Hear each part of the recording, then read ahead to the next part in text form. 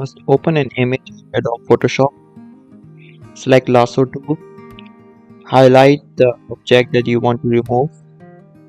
Select Remove tool and highlight the object. Now let the Adobe do its magic. Once it's removed, select the desired area that you want to create and type your desired prompt and let the Adobe do its magic.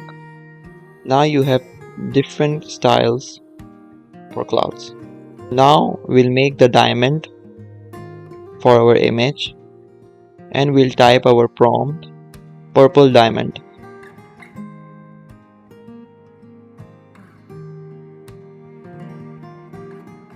Adobe will give you 3 different options, and for this I select the second option.